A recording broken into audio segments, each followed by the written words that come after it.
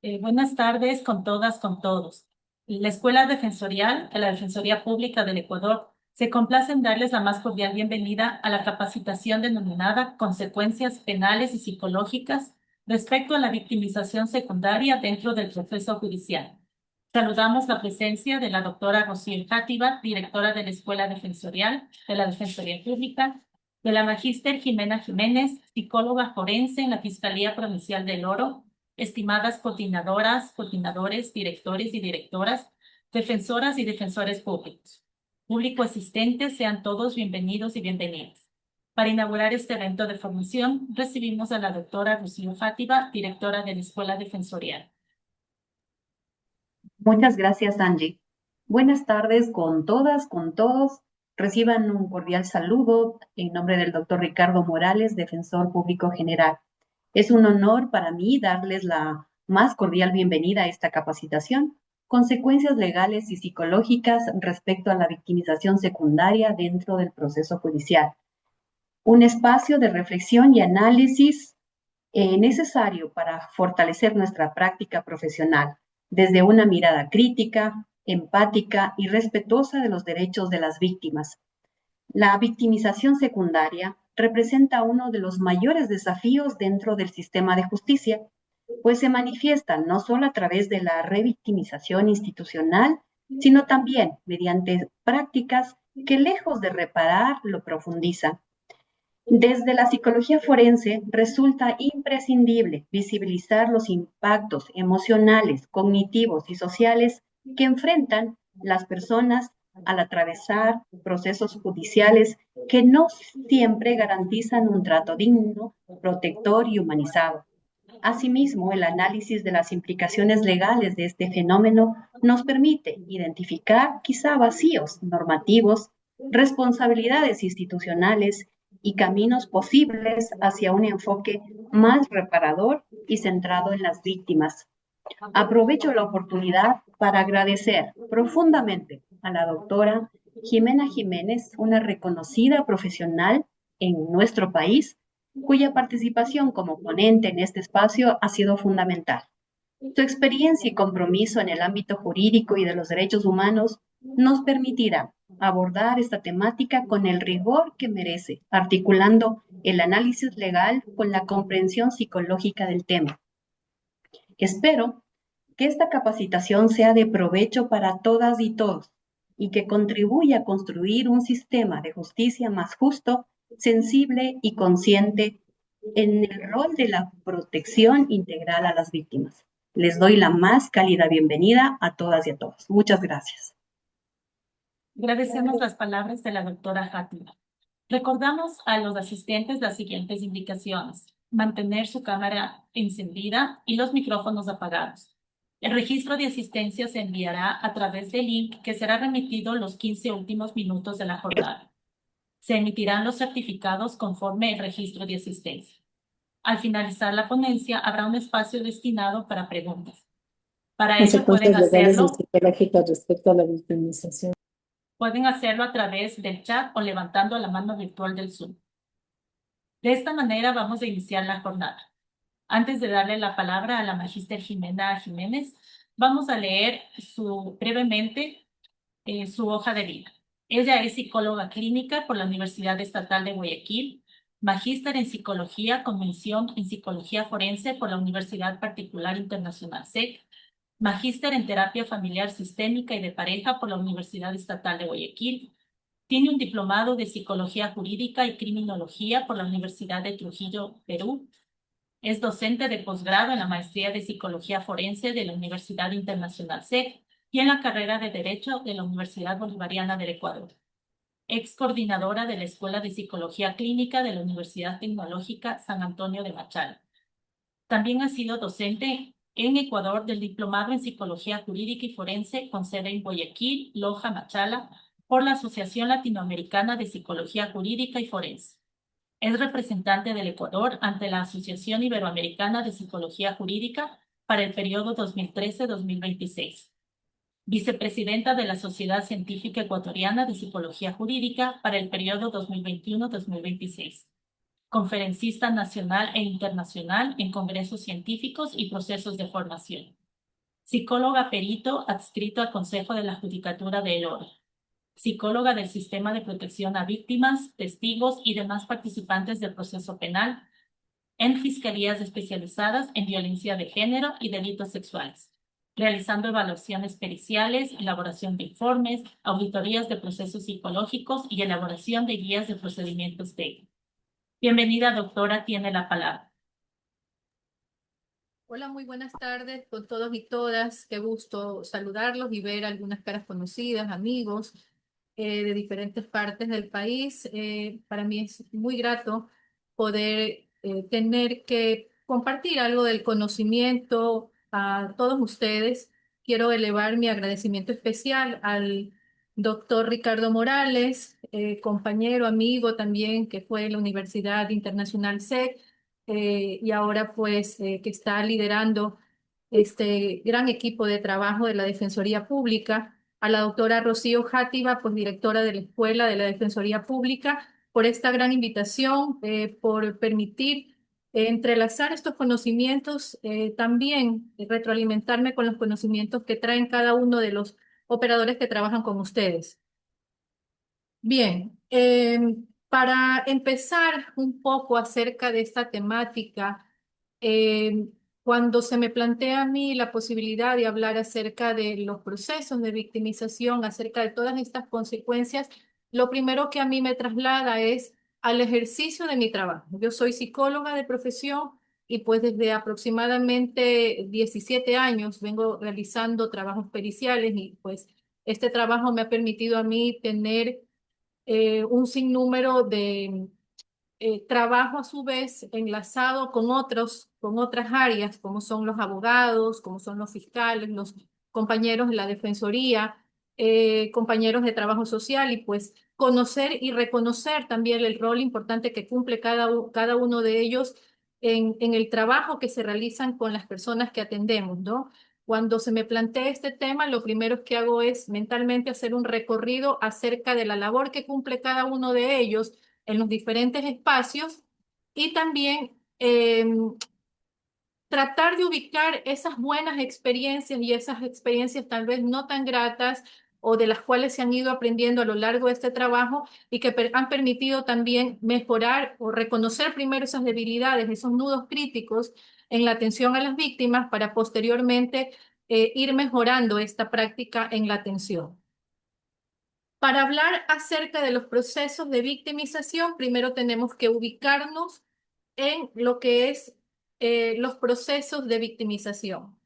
Entonces, hay que empezar a definir o a entender qué se entiende por una víctima, ¿no? Y vemos, por ejemplo, algunas definiciones como la que nos hace la Organización Mundial de la Salud ya desde el año 2013, donde se nos indica que se entenderá por víctimas a las personas que individual o colectivamente hayan sufrido daños, inclusive lesiones físicas o mentales, algún tipo de sufrimiento emocional, pérdida financiera o menoscabo sustancial de los derechos fundamentales como consecuencia de acciones u omisiones, y que violen la legislación penal vigente de los Estados miembros, incluida la que proscribe el abuso de poder. Entonces, vamos a analizar cada una de estas partes de esta definición de víctima que nos propone la Organización Mundial de la Salud. Entonces hablamos no solamente de la víctima única, hablamos que la víctima puede ser una sola o puede ser un conglomerado de personas sobre la cual se ha transgredido alguno de sus derechos fundamentales. Y hay una parte importante que yo he subrayado aquí, que es el hecho de que la víctima ha sufrido algún tipo de daño por acción u omisión. ¿Qué quiere decir eso? El hecho de la acción es justamente el desempeño de nuestro trabajo, las actividades que realizamos, los abordajes, la forma de acompañar, de brindar información, pero también aquellas omisiones, aquellas actividades que no realizamos porque de pronto pensamos que no podemos meternos más allá de lo que nos corresponde, porque trabajamos de manera aislada y no de manera coordinada con otras áreas, para buscar la protección, por ejemplo, en el caso de niños, niñas, adolescentes, comunicarnos de forma inmediata, por ejemplo, con los fiscales o con la administración de la justicia como las unidades judiciales o alguna entidad que permita brindar alguna medida de protección en ese momento, dado que hemos identificado que esa persona está en riesgo. Entonces, la omisión también genera un proceso de victimización. La Organización Mundial de la Salud nos habla justamente de estas acciones, de estos actos de acción o omisión, y la omisión también se convierte de alguna manera en un acto de victimización contra aquella persona que ya ha sufrido un detrimento de sus derechos. ¿Qué es lo que también nos plantea la Organización Mundial de la Salud? Que la víctima es víctima, independientemente si es que existe una persona que ya ha sido identificada, aprendida, enjuiciada o condenada. Por lo tanto, el hecho de que una persona viva una situación de victimización y no logre identificar a ciencia cierta quién es su agresor, o que esa persona no se encuentre en ese momento privada de libertad, no deja de convertir a esa persona en víctima. Por tanto, cuando nos referimos en los procesos legales, en todos esta documentación que de alguna manera llega a nuestras manos, siempre hablamos de la víctima, no hablamos de la presunta víctima. El hecho de presunción ya se sale dentro de estas definiciones que establece la Organización Mundial de la Salud.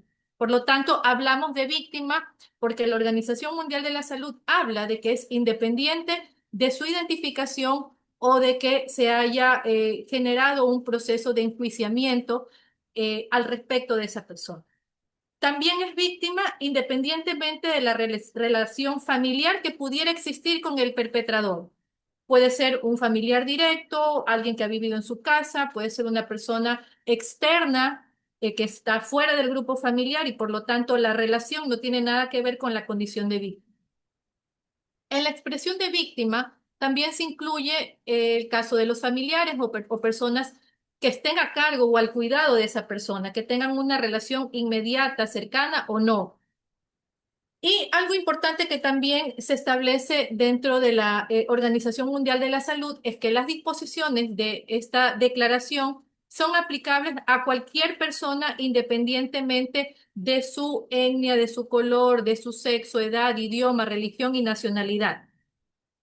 O alguna otra condición o característica como pudieran ser sus creencias o prácticas culturales, su religión o algún tipo de impedimento físico. Es decir, que incluye a todas las personas y desde aquí ya vemos que se maneja un enfoque interseccional que incluye a todas las personas dentro de esta definición.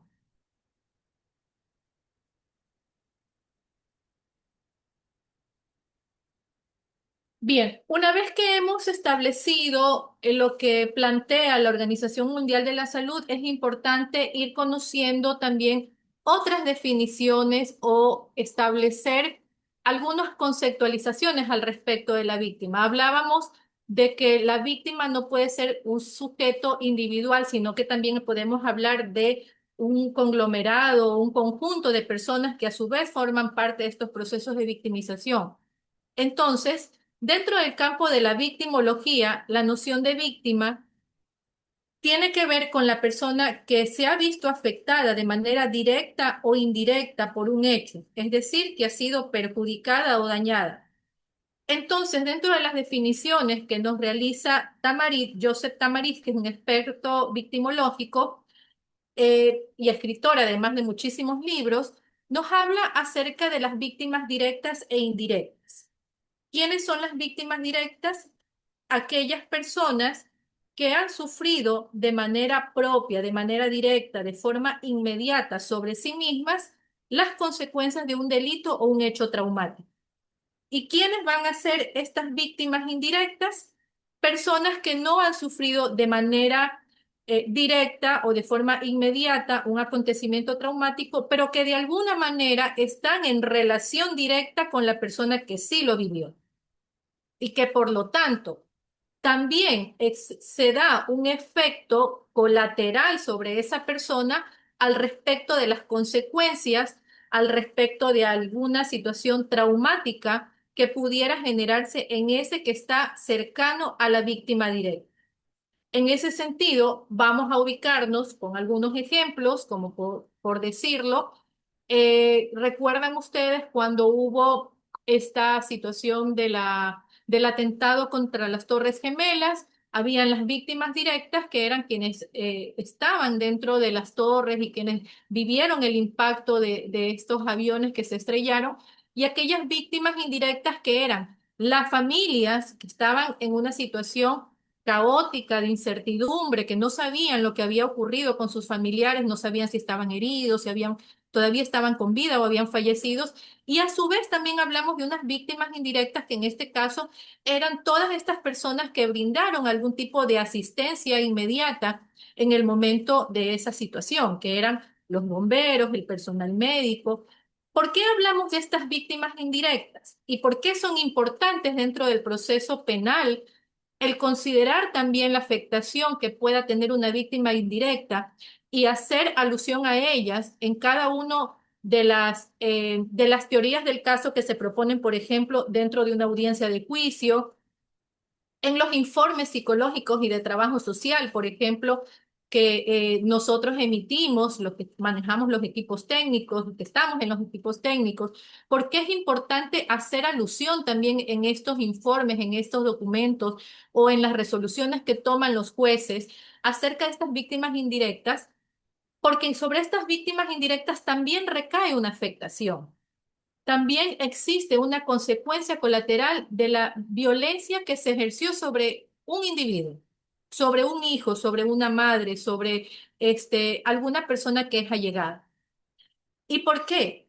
Ya ubicándonos en el plano de lo que tiene que ver con las tipologías penales, una de las formas de evidenciar de manera muy cercana, muy directa, ¿cuáles son las consecuencias que viven estas víctimas indirectas? Son en los casos de femicidio.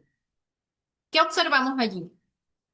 Efectivamente, la víctima directa está fallecida, ya obviamente no tiene voz para poder decir lo que ocurrió, pero las huellas de sobre su cuerpo existen muchas huellas que pueden dar cuenta sobre el tipo de violencia que sufrió, sobre la forma en que fue posiblemente torturada o lesionada o por la forma en que se acabó con su vida, pero también es importante para el tema de la reparación y la restitución de derechos, hacer dar cuenta lo que viven estas víctimas indirectas, los familiares, los hijos, si tienen hijos pequeños, si queda una madre, hermanas, personas que han estado muy cercanas o tienen un vínculo muy cercano con esta persona que ya falleció. ¿Por qué? Porque existen proyectos de vida individual y proyectos de vida colectivos. Los proyectos de vida individual hacen relación a lo que la persona que en ese momento ya está fallecida, pues tenía en mente hacer. De pronto trabajar en algún lugar, conseguir un empleo, algún tipo de estabilidad, obtener algún tipo de bien, que son parte de sus propias metas y sus proyectos personales. Pero en el marco de estos proyectos de vida que forman parte de los proyectos de vida familiares, están lo que los hijos esperaban de esta madre, lo que de pronto el progenitor o la progenitora de esta persona que falleció esperaba de ese hijo, que falleció probablemente a los 17 años y que esperaba que sea un bachiller o que empiece una carrera que sea muy exitosa porque además tenía un buen rendimiento académico y por lo tanto era una persona de la que se esperaba un buen futuro y que esa persona probablemente podía ser quien ayude a la economía del hogar. Entonces, es importantísimo, tanto para los compañeros abogados de la Defensoría, como para aquellos que están en los equipos técnicos realizando los seguimientos, eh, hacer dar cuenta de que la afectación no va solamente sobre las víctimas directas, sino también en algunos casos, y especialmente en estos que acabo de mencionar, la afectación que viven las víctimas indirectas producto de la ruptura de esos proyectos de vida. Por eso hablamos de la afectación en estas personas que también forman parte de todo el daño que vivió el sujeto inmediato.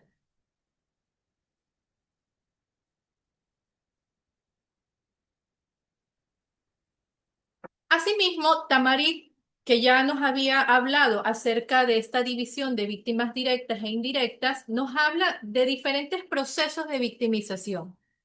Y nos habla de que la victimización puede darse en tres niveles, ¿no? Una victimización primaria que hace relación al efecto directo por el cual una persona deriva de un hecho criminal o un hecho victimológico. Y por lo tanto lo define como un proceso por el cual una persona sufre de manera directa o indirecta daños físicos, psicológicos que derivan de un acto delictivo o un acontecimiento traumático, ¿no? Entonces hablamos de victimización primaria cuando sobre la persona recae ese atentado, un robo, algún tipo de lesión física, el tema de que algún tipo de extorsión, o sea, cualquier situación que vaya contra la ley, tiene que ver con el proceso que recae sobre la misma persona.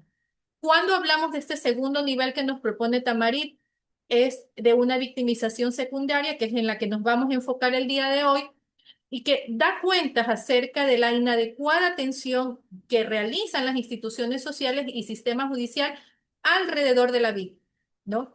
Entonces, ahí estamos involucrados todos nosotros que somos servidores públicos al respecto del rol que cada uno de nosotros cumplimos al momento en que tenemos en nuestros espacios de atención, en nuestras oficinas, a esa persona de la que además tenemos que situarnos que esta persona viene ya pasando por otros procesos de atención, donde ya se le preguntaron acerca de los hechos de victimización, donde probablemente ya le tomaron los mismos datos, donde inclusive se le pudo haber cuestionado acerca de por qué no denunció antes.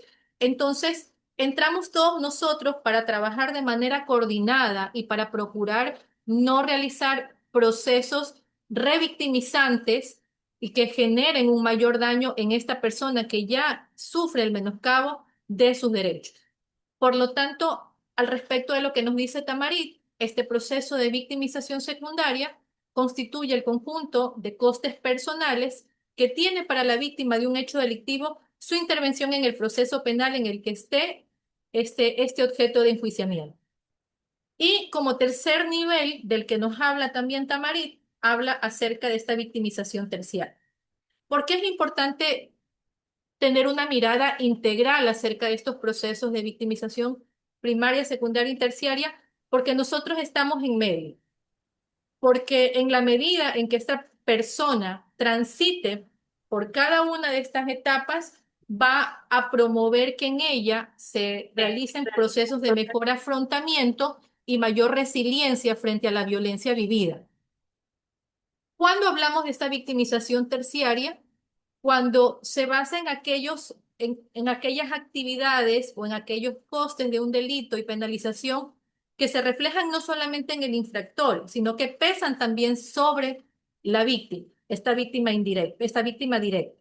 Es decir, se entiende como el conjunto de penalizaciones sobre quien soporta todos estos cuestionamientos de terceros o cuestionamientos que realiza la sociedad. Entiéndase esto como la propia familia, la escuela o los sistemas de educación formal, los diferentes espacios a los que luego está o en los que ya está reinsertada la víctima, como puede ser la iglesia, el barrio, o sea, todos estos cuestionamientos que va a recibir de todos estos espacios donde la víctima se desenvuelve, ¿no? Y que pueden ser cuestionamientos victimizantes, culpabilizantes al respecto de por qué no habló, al respecto de por qué se cayó, y que es importante entenderlo, sobre todo, siempre hablo yo al respecto de la reparación integral que pueda tener esta persona al final y cómo se evidencia que la victimización no solamente se da producto del hecho delictivo, sino que atraviesa a lo largo de su transitar o de su caminar en este proceso judicial donde tiene que entrevistarse con diferentes personas. Una vez que hemos analizado esta división entre la víctima directa e indirecta y hemos analizado estas tres etapas eh, o caminos por el que recorre la víctima, es importante hacer o establecer algunas definiciones o analizar algunas definiciones que se realizan desde el marco normativo como también desde los conceptos de victimología. Y para no irnos mucho más allá, porque sabemos que existen muchos convenios, muchos reglamentos, está la Corte Interamericana de Derechos Humanos, está el Belén do Pará, bueno, existen muchísimos elementos y normativas institucionales, legales, perdón, que nos hablan acerca de los procesos de victimización. Vamos a aterrizar a lo que nos plantea la normativa legal ecuatoriana. Entonces encontramos diferentes leyes. Una de ellas es el Plan Nacional de Erradicación contra la Violencia de Género en Niñez, Adolescencia y Mujeres, que como sabemos fue planteada en el 2018, y el Código Orgánico Integral Penal, que fue planteado ya en el 2014 y que, bueno, va sufriendo algún tipo de modificación en algunos de sus articulados. Entonces, al respecto de lo que nos plantea el COIP, decimos, estamos aterrizados en la normativa legal ecuatoriana, vemos que en el artículo 11, numeral 3, se plantea que se evitará la revictimización de la persona agraviada y se la protegerá de cualquier amenaza u otra forma de intimidación, reconociendo implícitamente estos procesos de victimización secundaria como el proceso mediante el cual la víctima experimenta un sufrimiento adicional como consecuencia de las respuestas de las instituciones encargadas de brindar asistencia, protección y justicia. Miren que en esta definición de victimización secundaria se habla de este sufrimiento adicional, porque hay que tener en mente que esta víctima ya viene sufriendo los costes de esta victimización directa, ¿no? Y luego, en el Plan Nacional de Erradicación contra la Violencia de Género en Niñez, Adolescencia y Mujeres, se plantea que la victimización secundaria comprende todos los sufrimientos, las pérdidas y daños que experimenta la víctima como consecuencia del funcionamiento del sistema de justicia y la respuesta social que recibe y de las instituciones que recibe. Aquí se va a incluir además la revictimización que se da por la falta de atención especializada, la repetición innecesaria de relatos traumáticos y la ausencia de medidas de protección efectivas. Entonces vemos cómo hay un salto desde un concepto legal del COIP a lo que se plantea ya aquí en el Plan Nacional de Erradicación de Violencia. Ya hay mayores elementos que nos permiten dar cuenta de qué manera podemos nosotros, nos permite ir identificando de qué manera se puede llegar a hacer esta victimización secundaria a través de la falta de atención especializada.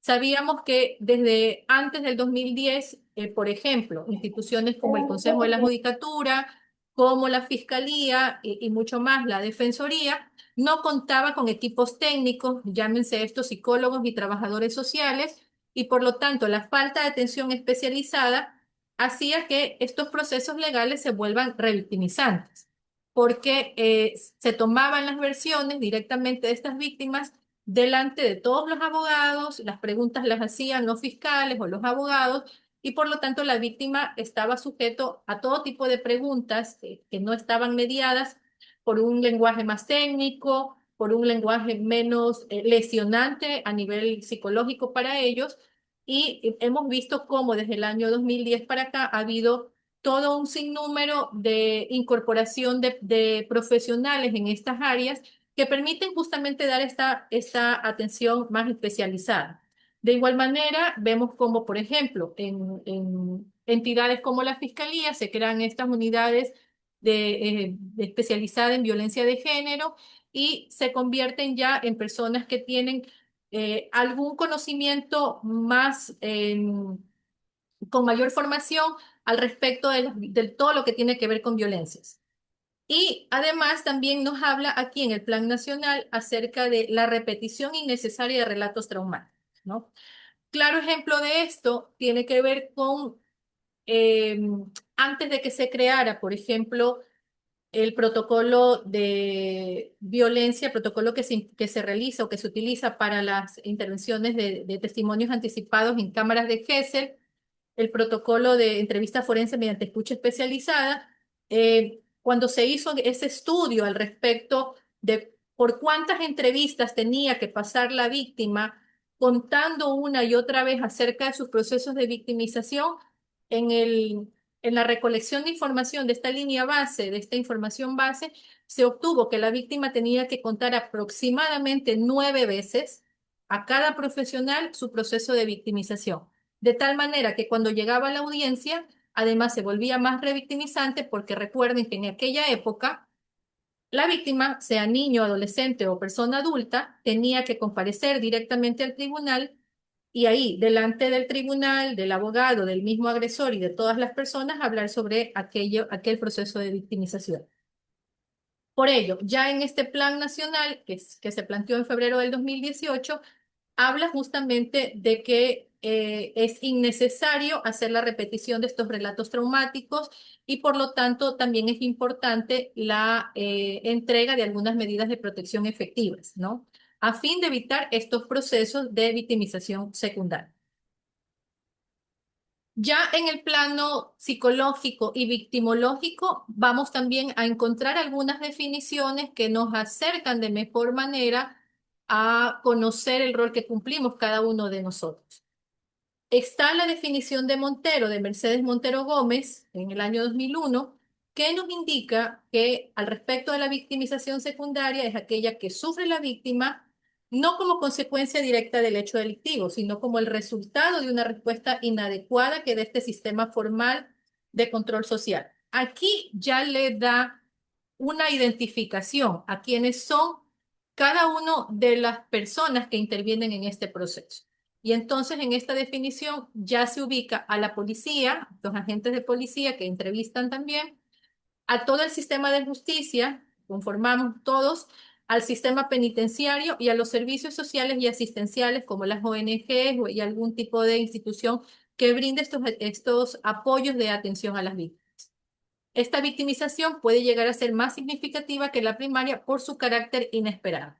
Y miren que acabo de subrayar, no todo lo que está subrayado es porque quiero hacer énfasis justamente a que el proceso de victimización secundaria para la víctima puede representar mucho más significativo y mucho más traumático que el mismo proceso de victimización primario, porque está sujeto al cuestionamiento, a la culpabilidad, a la vergüenza, al tener que contar una y otra vez y tener que ser sujeto de constantes señalamientos si es que no existe un abordaje adecuado por cada una de las personas por las que atraviesa. Luego, habíamos hablado, bueno, acerca de la definición de Tamarit. Aquí algo importante dentro de esta definición que él propone en el 2013 es que además supone, pues, un choque entre las expectativas de la víctima y la realidad del funcionamiento del sistema. ¿Por qué es importante esta definición que ya, o hacer dar énfasis a esta parte que nos plantea Tamarit, justamente es porque la víctima viene con unas expectativas, ¿no? Y probablemente ustedes habrán experimentado cuando van las víctimas a sus despachos y les dicen, yo quiero que vaya preso, o de pronto quiero que salga rápido mi familiar que está privado de libertad. Pues ellos vienen con una expectativa de inmediatez, de celeridad, cuando sabemos que los procesos legales de por sí toman un tiempo, que el proceso de investigación no es inmediato, que se espera que sea inmediato, pero que en la realidad no siempre se mueve con rapidez y por lo tanto ellos quieren que a partir de una denuncia ya la persona esté privada de libertad. Ahí es importante el tema de la información, que lo vamos a ver más adelante, el tema de la información que se le brinde a la persona para que pueda aterrizar a la realidad y frente a todas esas expectativas y preguntas con las que llega a nuestros espacios, poder dar esa información correcta y la persona pueda tener claridad al respecto de por qué es llevada a diferentes espacios como trabajo social, psicología, por qué tiene que ir a hablar con el defensor público, qué función va a cumplir el defensor público, qué función va a cumplir el psicólogo de la defensoría. Porque de pronto puede pensar que a partir de este primer encuentro con el psicólogo de la Defensoría Pública se va a realizar un proceso de pericial o va a recibir tratamiento psicológico, él, su familia, o simplemente un acompañamiento. Entonces, es importante ir dando claridad porque la víctima viene con muchas expectativas, ¿no? Y sobre todo quiere estos procesos de inmediatez.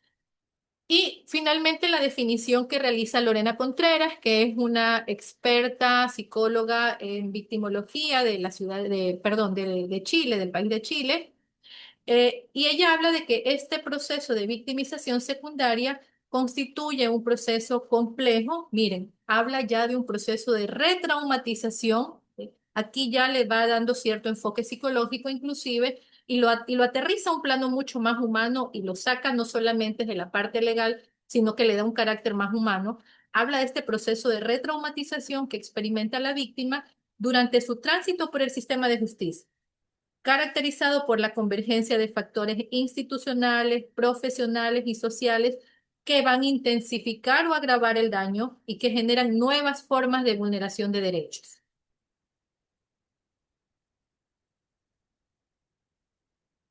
Bien, con todo esto, ¿qué es lo importante a rescatar en nuestra atención, en la atención que cada uno de nosotros estamos dando en nuestros espacios, como abogados, como psicólogos, como trabajadores sociales, como directores, porque los directores reciben también a la víctima cuando tiene alguna queja y por tanto también la atención que se les da en los diferentes espacios es importante tener un enfoque o una mirada interseccional. La formación que debemos tener todos en la atención con los usuarios, en la atención con las víctimas, es justamente un enfoque y una mirada interseccional que nos va a permitir analizar, como dice Viveros, cómo diferentes sistemas de opresión se interconectan y crean experiencias únicas de victimización secundaria, ¿no? Es decir, cómo a partir de las características personales y sociales, étnicas, de género, de orientación sexual, cómo a partir de esas características esta persona puede ser sujeto de mayor o menor eh, vulneración. Y la mirada que nosotros tengamos sobre esta persona y cómo entrecrucemos cada uno de estos enfoques nos va a permitir obtener mayor información y poder pedir en el momento en que se plantea el caso frente a un tribunal el tema de la reparación, haciendo dar cuenta de cada una de estas características. Pero ¿cuáles son todos esos factores interseccionales que se van a entrecruzar y que serán importantes analizar?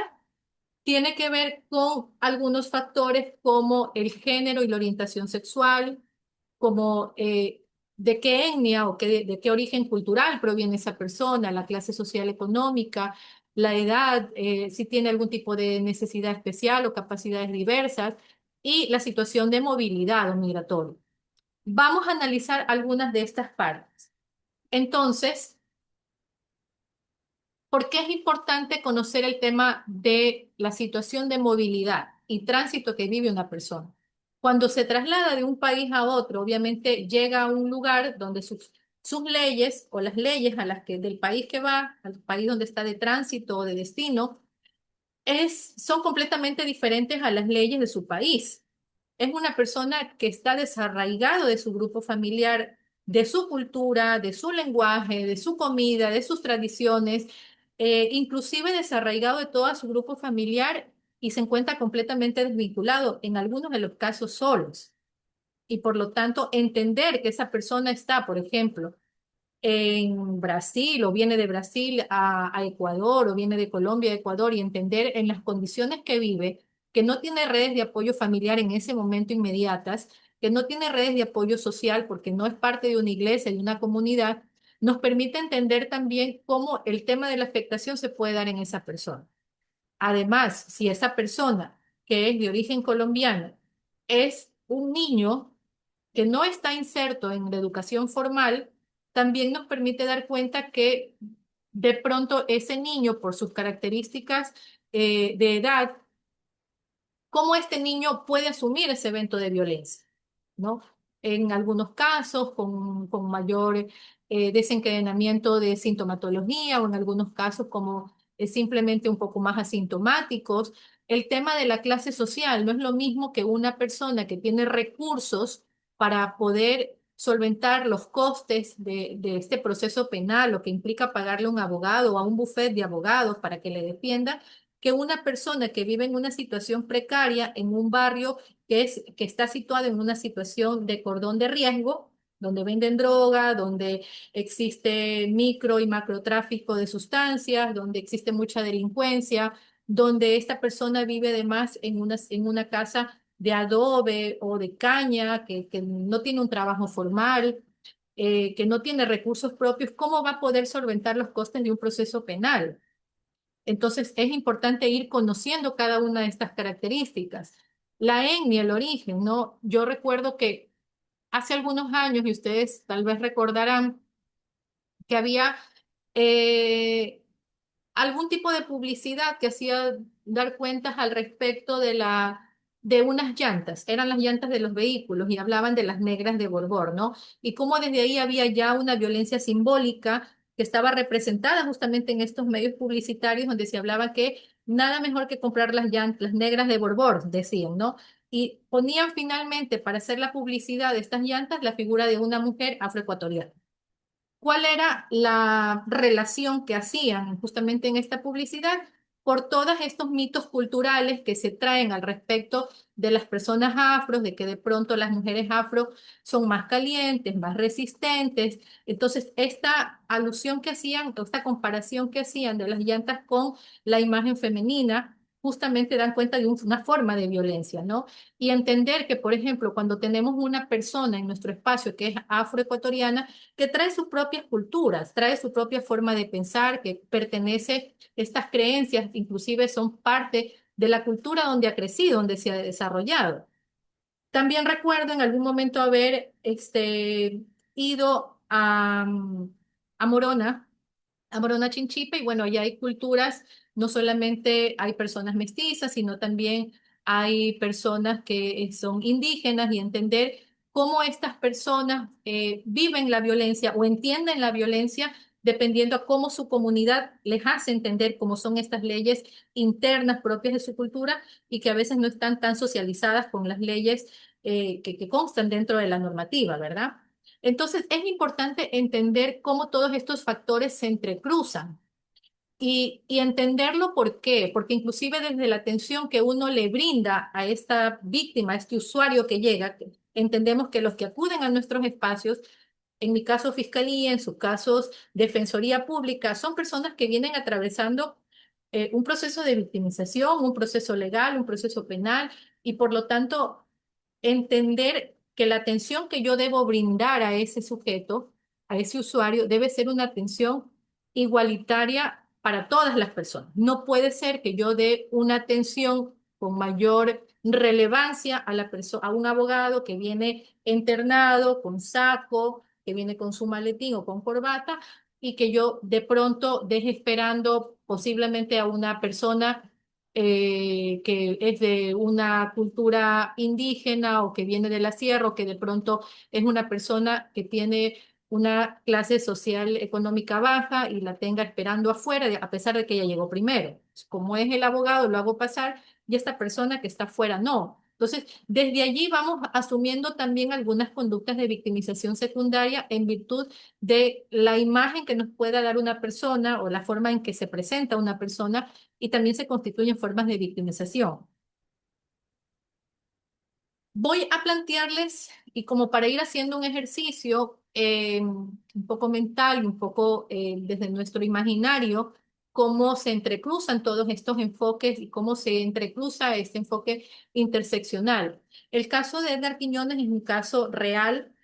Obviamente es un caso donde han sido cambiados algunos datos por efectos de privacidad, los nombres y algunas características. Edgar Quiñones, de 25 años, venezolano, afrodescendiente, es una persona que no culminó el bachillerato, vivía en unión libre con procreación de un hijo que tiene 7 meses de nacido, trabajaba como mecánico automotriz cuando vivía en Venezuela, emigra justamente desde Venezuela al Ecuador vía terrestre, desde la frontera colombo-ecuatoriana.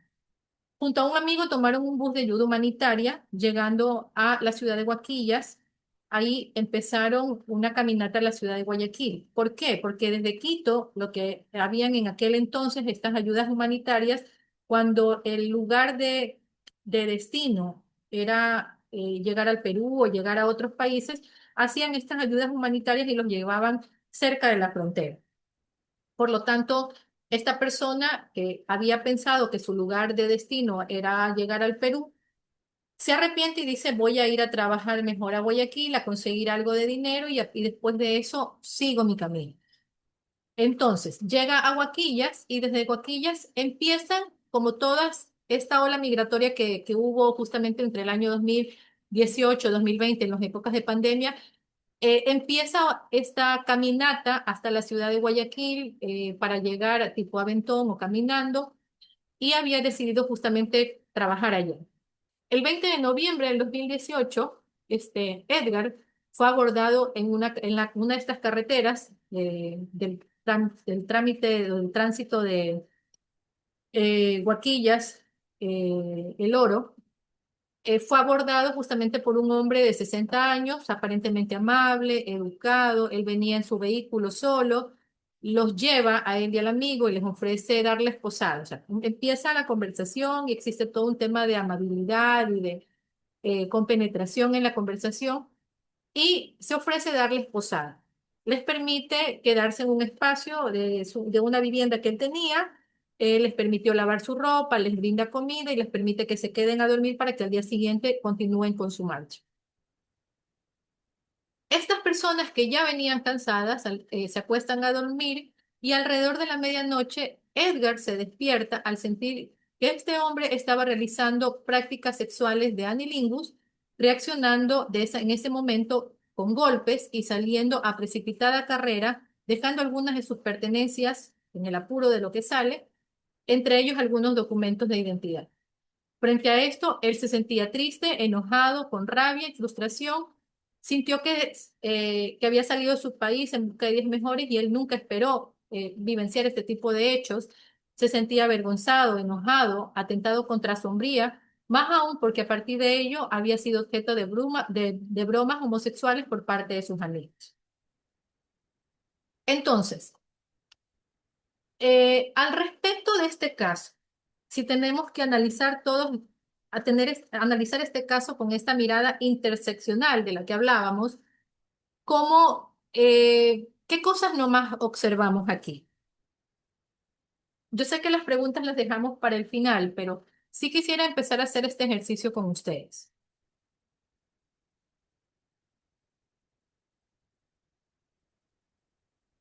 No sé si alguien levante la manito Si de alguien pronto. desea participar, por favor, les pedimos que levanten la mano.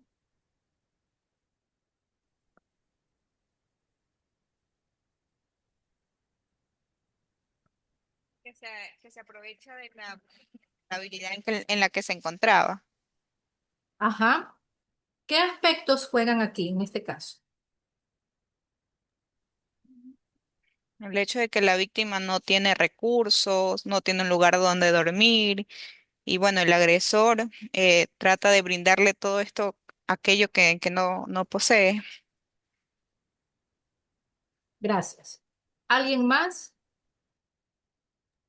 Aquí hay una respuesta en el chat, doctora. Dice, Ajá. observamos doble vulnerabilidad, extranjero y violentado sexualmente. Ujú. Ok. Sí, bueno, encontramos Daisy más. Díaz también, doctora, perdón. Ok, Ah, sí, me gustaría escucharlo, sí, no sé si le puede dar lectura. Em, Buenas tardes, doctora. Buenas tardes con todos. Sí, también el tema de ser una persona afro se suma, ¿no? A la interseccionalidad, que es una persona migrante, que vivió algún tipo de violencia, todo eso también. Ah, y el tema de, bueno, mm, sé que aquí lo pone el caso como que recibe bromas de tipo homosexual, pero en tal caso ya sea o no sea, ya le suma otra vulnerabilidad porque también es contemplado como un grupo vulnerable dentro de la legislación. Ujú. Gracias, Daisy. Ok, gracias por su respuesta. Sí, o sea, aquí existe más de una vulnerabilidad. Es una persona que está en situación de movilidad, es una persona migrante, obviamente, está lejos de su país, viaja con un amigo, o sea, realmente no viaja con ningún familiar, como les decía, está sin redes de apoyo familiar cercanas en ese momento, sin redes de apoyo social, no tiene a quién recurrir, es una persona errante en ese momento. Existen muchas vulnerabilidades. El hecho de ser joven, además, tiene 25 años, no es lo mismo que una persona, podríamos decir, de 37 o 40 años, que probablemente podría tener muchas otras herramientas, ¿no? De defensa. Digo probablemente porque cada sujeto es único y no por el hecho de ser joven o tener mayor edad, lo convierte en una persona mucho más madura, capaz de tener una mejor reacción. Digo probablemente. Vemos el factor de vulnerabilidad por ser una persona migrante fuera de su país, en un país desconocido, con leyes que desconoce completamente. Y además en una situación de desarraigo, está solo, no tiene nadie, redes de apoyo social ni familiar. Incomunicado además, ¿no? Bien. Pero ¿cuáles son todos estos factores interseccionales que tenemos que analizar aquí? Miren, aquí les puse un cuadrito, una bolita donde en general hay algunos aspectos y faltan otros, ¿no? Entonces, este caso hay que analizarlo de esta manera. ¿Esta es una persona con discapacidad? Pues no, efectivamente no es una persona que tiene discapacidad, ¿no es cierto? Se sumaría un nuevo factor si además él fuera alguna persona con algún tipo de discapacidad intelectual o física, pues para el tema de que los abogados pudieran exponer que esta persona era mucho más vulnerable por todos estos aspectos, obviamente le suma y además para el tema de los agravantes también. Pero, por ejemplo, aquí vemos que él tiene una situación económica precaria, no tiene recursos, es una persona de las que se movilizaba caminando, como todos estos compatriotas o más bien personas que venían de otros países y que realizaban estas caminatas para poder cruzar fronteras interprovinciales o internacionales. Entonces era una persona en una situación de precariedad económica, sin recursos, y que además viene pidiendo ayuda humanitaria. Es una persona con una orientación sexual aparentemente heterosexual. Bueno, en realidad de lo que se exploró sí era una persona heterosexual, pero al ser joven y, y ser hombre, la forma en que se vivencia la violencia sexual en una mujer es diferente a la que se vivencia en un hombre, ¿no? Cuando la violencia sexual atraviesa a las mujeres, hay una posición social de todos, de victimizarla inclusive está desde el discurso y decir, pobrecita, lo que le pasó, o sea, como ponerla en esta posición casi que de sumisión, ¿no? Cuando se trata de la violencia sexual que vive un hombre, enseguida el discurso cambia, es ¿por qué no hizo nada para defenderse? Capaz que era gay. O sea, lo primero que se atraviesa en el imaginario social de todos es él capaz que sí quiso. Él era gay o capaz que como estaba caminando, no tenía recursos, él mismo aceptó dinero para poder seguir su marcha o para poderse trasladar. Entonces, la forma en que el imaginario social juega frente a las violencias es diferente cuando se trata de hombres y mujeres. Y eso es importante, importantísimo plasmarlo en los procesos, o sea, en los informes técnicos que se realicen, en la mirada que puedan tener los abogados, y para no tener esta mirada sesgada al respecto de generar dudas al respecto de la sexualidad. Cuando le pasa a una mujer, dudamos acerca de si que era una víctima real o no. Cuando se trata de un hombre, lo que nos cruza enseguida es al respecto de su sexualidad, de su orientación sexual. Y luego tenemos también, por ejemplo, que al respecto de la edad, que es otro factor interseccional, o sea, el conocer en qué momento de la vida estaba atravesando. Era una persona de 25 años, pero ¿qué tal cuando esto ocurre, por ejemplo, con personas o niños que están en esta transición eh, entre la pubertad y la adolescencia, 11, 12 años en las niñas cuando se dan estos procesos de feminización del cuerpo, del cambio del cuerpo, el crecimiento de los senos, del cambio físico que sufren las niñas y por lo tanto que se dé un proceso de victimización en esa etapa de transitar de una etapa importante a la otra, también juega un papel importante para saber por qué la víctima pudo haber o no reaccionado de alguna manera. Vemos que en este caso, por ejemplo, cruza mucho por el tema de sus creencias, el tema de la duda que existe al respecto de su sexualidad, el hecho de la condición económica, el hecho de ser una persona en situación de movilidad, y además su situación migratoria, o sea, pierde sus documentos. Y el hecho de perder sus documentos lo ubica a él en una situación mucho más compleja con respecto a su identidad. Entonces él puede decir, ¿a dónde voy a denunciar si no conozco? Probablemente me van a pedir un documento de identidad, que ocurre en muchos casos, y yo creo que cuando estas personas o cualquiera de nosotros, porque cualquiera de nosotros puede vivir en algún momento situaciones de victimización de cualquier naturaleza, no hablamos solamente sexual, hablamos de robos, de algún tipo de algún tipo de transgresión de nuestros derechos y nos acercamos a una dependencia, lo primero que nos dicen es deme su cédula. Cuando en realidad lo que se necesita es que la persona logre identificarse de alguna manera. Hay muchos registros que se pueden obtener ahorita a través de todos estos sistemas que están conectados y que se puede sacar la información de esa persona. Y conocer, por ejemplo, que esta es una persona que perdió sus documentos, que no va a ser capaz de presentar un documento de identidad porque los perdió en el marco de la vulneración que estaba viviendo, es importante. O sea, no puedo yo tenerlo en una valoración y exigirle que me dé una cédula porque va a ser imposible que lo haga, ¿ya? Pero habrán otros mecanismos a los que yo pueda llegar para obtener la identidad de él, ¿no? Pedir, revisar la carpeta investigativa, no sé, pedir en el registro civil, o sea, si no es de esta ciudad y es de otra, o sea, buscar la forma de conocer la identidad de esa persona y no exigirle más cosas de lo que ella está viviendo en el proceso de victimización. Bien. ¿Cuáles son entonces aquellas formas de victimización? Entonces, entendiendo que es importante tener esta mirada interseccional, esta mirada de estos enfoques de derechos humanos generales, ¿cuáles son las formas de victimización secundaria que se pueden tener en estos espacios? Lo que nos compete a nosotros.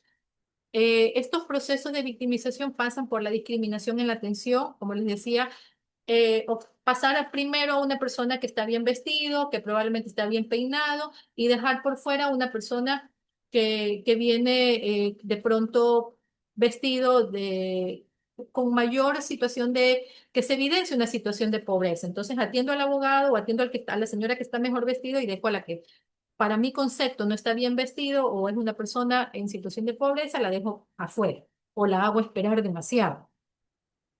Actitudes culpabilizadoras de los operadores de justicia, ¿no? El hecho, ¿y dónde está usted? O sea, claro que queremos saber el qué, cómo, cuándo, dónde y por qué, porque es lo que a todos nosotros nos interesa saber. Pero lejos de que tenemos que llegar a esas preguntas, es la forma en cómo llegamos a esas preguntas, a obtener esa información, ¿no? ¿En qué lugar se encontraba usted en ese momento? ¿Y por qué usted no estaba allí? ¿O por qué usted no gritó? ¿Y por qué usted no se defendió? O sea, es la forma, es la característica particular en que nos dirigimos al otro para hacerlo sentir realmente escuchado, realmente tener esta comunicación empática con el otro y no juzgado. Falta de privacidad y confidencialidad. Yo sé que a veces los entornos donde nos toca a veces atender, no tenemos como todas las necesidades, no tenemos cubiertas todas nuestras necesidades y las mejores condiciones para la atención al usuario, ¿no? Y en algunas ocasiones nos toca atender en espacios un poco cerrados, un poco pequeños, porque no nos queda de otra. A los defensores públicos, los compañeros abogados, cuando van al, cuando van al SNAI y van a entrevistarse con las personas privadas de libertad, les toca muchas ocasiones atenderlos en el pasillo. O sea, realmente la situación suele ser crítica, ¿no? Pero en la mejor medida de lo posible hay que nosotros buscar las condiciones que mejor se presten para temas de privacidad y de confidencialidad. No, de pronto no entrevistarlo donde están los demás, llevarlo a un lugar que sea lo más reservado, donde pueda brindarme esa información, porque en la medida que ese espacio se muestra privado, la persona tiene mayor confianza para poder hablar acerca de lo que siente y acerca de lo que vivió. Pero si estamos frente a otros, es muy probable que esa persona no nos diga todo porque tiene vergüenza, porque se va a sentir escuchado, porque va a tener temor a ser estigmatizado luego por lo que los demás escuchan de lo que él acaba de vivir. Entonces, eh, reducir esas formas de victimización implica también buscar estos espacios de mayor privacidad y confianza. No brindar información sobre el proceso y sobre sus derechos conforme a la Declaración sobre los Principios Fundamentales de Justicia para las Víctimas. Uno de los derechos primordiales que tienen las víctimas es a ser informados y no a ser informados solo sobre la diligencia en la que están, sino a ser informados sobre todo el proceso en el que están inmersos y por qué son llevados de un lugar al otro. Entonces, de manera personal me he encontrado, por ejemplo, que a las personas le dicen, suba psicología. pero no saben por qué tienen que ir a psicología. Piensan que vienen a un proceso terapéutico. Me dijeron que suba y que usted me iba a preguntar sobre lo que pasó, pero en realidad no hay una clara conciencia acerca de la diligencia. Entonces, es importante, yo siempre pienso que en todas estas entidades públicas en las que nosotros trabajamos, donde atendemos víctimas, la Defensoría, Fiscalía, Consejo de la Judicatura, estas unidades judiciales, la persona que atiende, la primera persona que atiende, tiene que tener características especiales, de ser empático, de tener una escucha activa, de estar empapado inclusive sobre las tipologías penales, porque es la primera puerta a esa persona, ¿no? Quien le va a decir todo lo que tiene que hacer.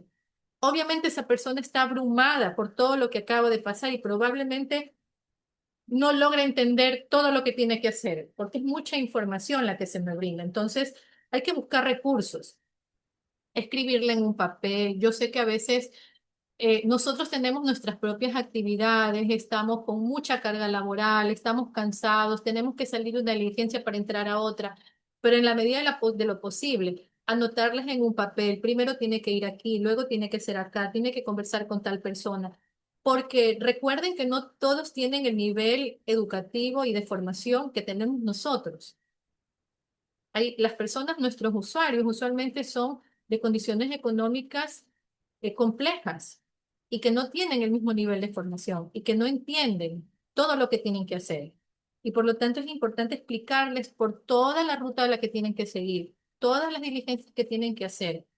Cuando uno les explica, ellos dicen, ah, sí, yo ya estuve, ya hablé con el abogado de la defensoría, yo ya hablé con el agente investigador. Ok, entonces usted ya hizo esto. Le falta entonces la diligencia de trabajo social. Le falta entonces dar la versión en Cámara de Jueces.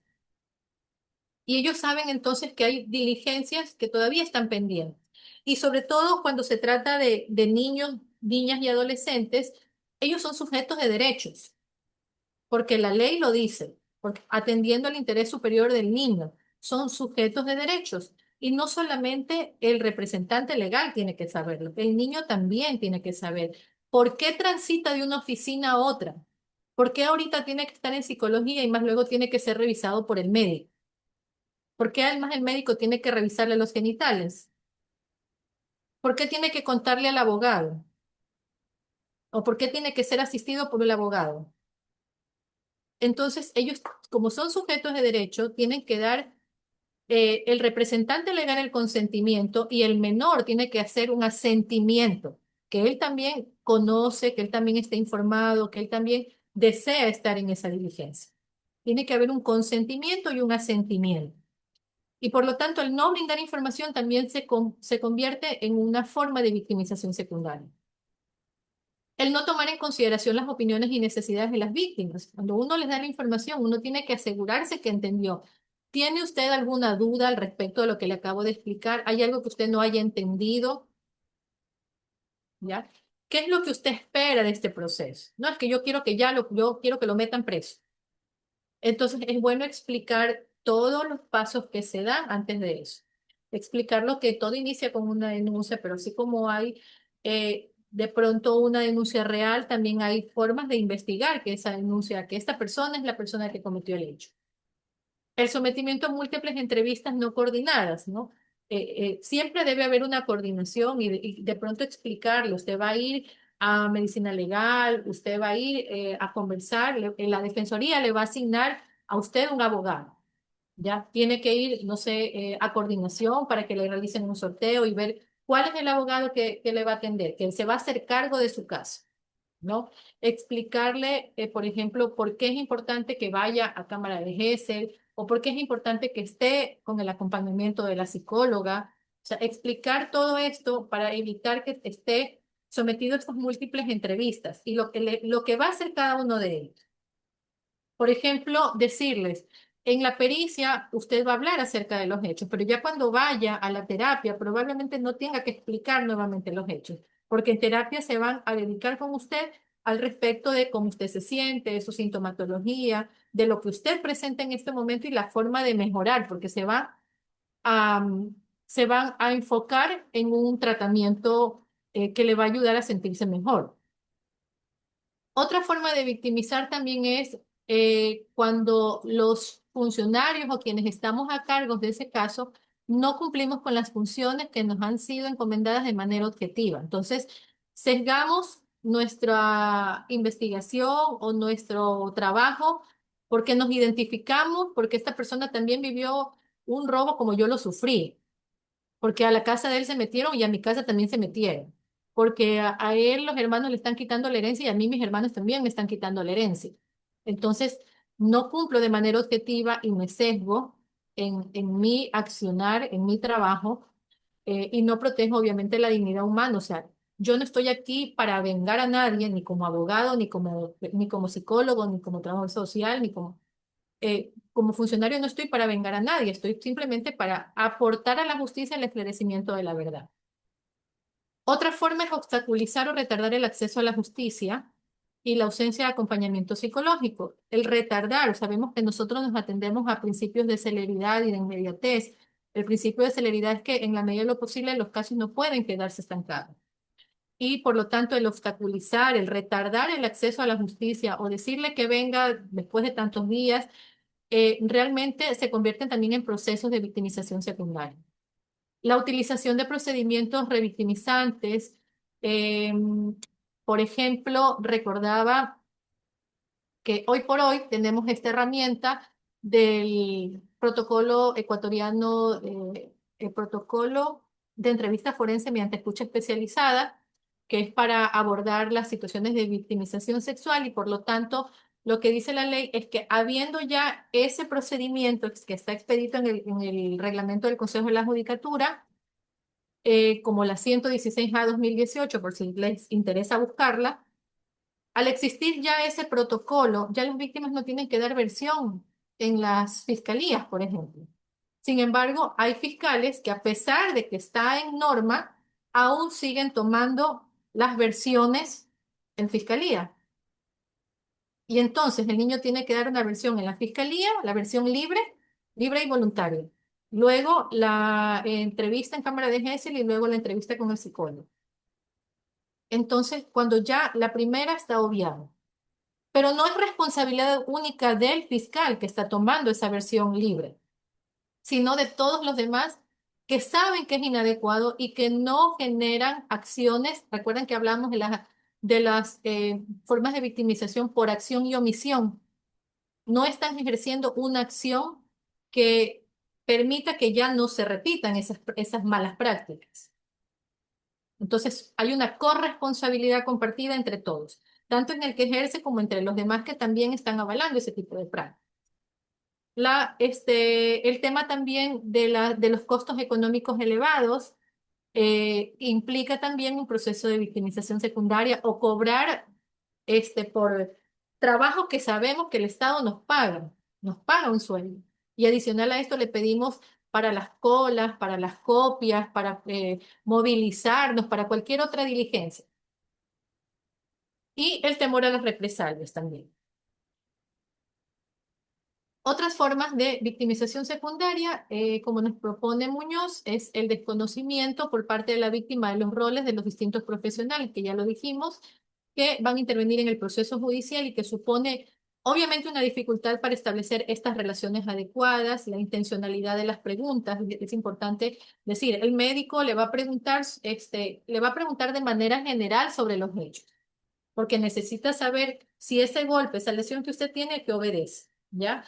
Trabajo social, le va a preguntar a usted al respecto de las relaciones sociales, de la forma en que usted se vinculaba en la comunidad, en la escuela, de la vinculación de la persona que le agredió a usted, cómo es la relación que existe, pero no le va a preguntar de forma pormenorizada sobre los hechos de victimización. Entonces, el que ellos no sepan que cada persona cumple un rol y la intencionalidad de las preguntas, o sea, a qué están encaminadas cada pregunta, también es importante que ellos lo sepan porque si no se vuelve un proceso de victimización secundaria.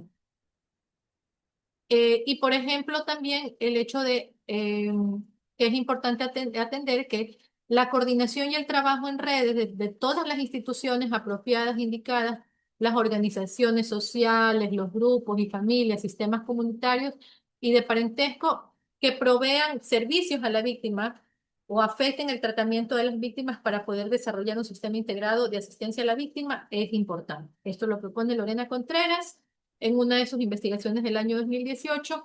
¿Y por qué es importante? Porque no podemos trabajar modo isla, porque nuestro trabajo se maneja de manera coordinada con otras áreas, ¿no? No solamente con otras áreas de nuestra misma institución, sino que, por ejemplo, se me ocurre que un defensor público puede acudir a un psicólogo de la misma institución o de otra institución y decir, quiero hacer un pedido de valoración, pero no sé cómo pedirlo. Dígame los términos, ¿cómo puedo pedir esto? ¿Por qué? Porque todo eso va en favor de la víctima y del proceso penal en sí.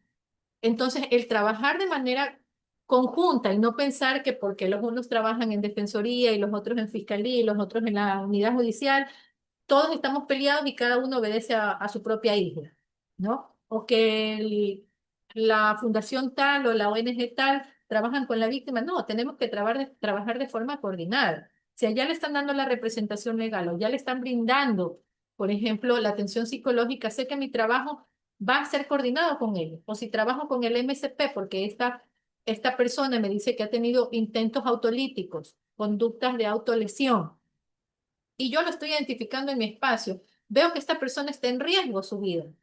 Y por lo tanto, mi deber, porque hay un deber ético además y moral, escoger y decir, si no está recibiendo atención, pues derivarle a los servicios, derivar a servicios del Estado o derivar a servicios de las organizaciones sociales para que le brinden atención porque estoy identificando una conducta de riesgo y para eso no necesito ser psicólogo.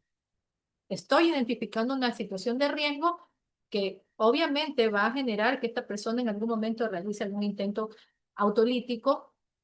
Entonces no necesito ser psicólogo para derivarla, para realizar el acompañamiento, para conectarla, darle el teléfono de algún psicólogo y de alguna sala de primera acogida donde le puedan atender. El trabajo siempre va a ser coordinado. ¿Algunas consecuencias legales? Doctora, hay aquí unas preguntas, si me Sí. permiten este momento. Ajá. Ya, una de ellas, desde su perspectiva como psicóloga, ¿cómo impacta en la recuperación de una víctima ser revictimizada por el mismo sistema que debería reparar el daño?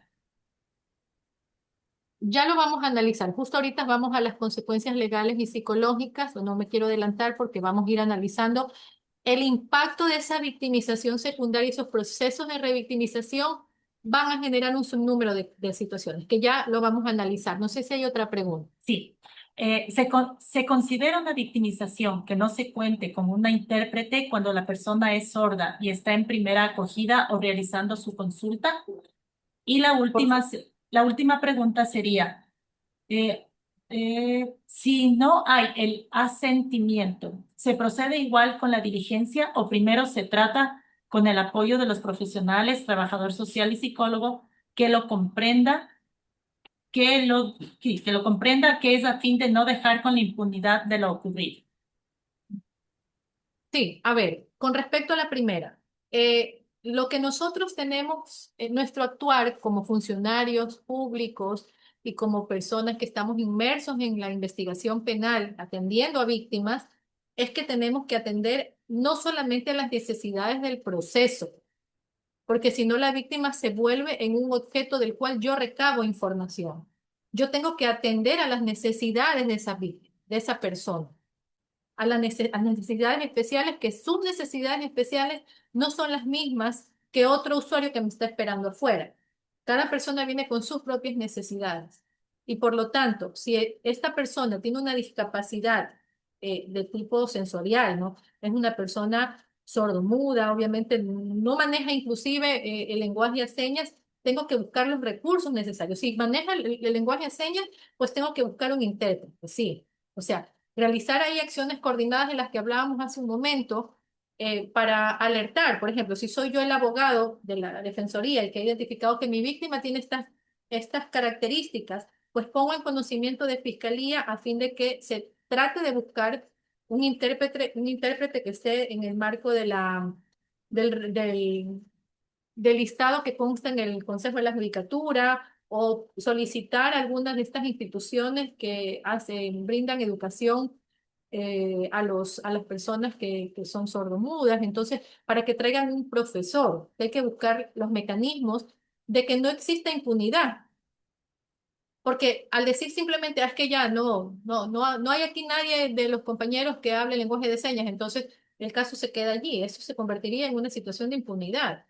Y estamos actuando con omisión, porque no estamos buscando las opciones necesarias para atender a esa víctima con sus propias necesidades. Y por otro lado, en cuanto al asentimiento al que yo refería, es importante. ¿Por qué? Porque muchos niños vienen de manera obligados a decir cosas o tienen ya un testimonio contaminado. No digas que fue tu papá, di que fue un vecino, una persona que cruzó, que fue cualquier otra persona, ¿ya? O no vayas a decir eso porque si no lo llevan preso tu papá y va preso. Entonces, sí es importante el tema del asentimiento. Primero, que el niño comprenda en qué proceso está, ¿no?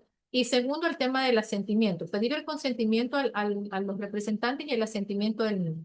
¿Qué pasa si el niño dice, yo no quiero, mi mamá me está trayendo obligada porque yo ya le dije que no quiero hablar? Que son en algunos casos que ha sucedido con adolescentes, y ellos dicen, yo no quiero hablar, me están trayendo obligada.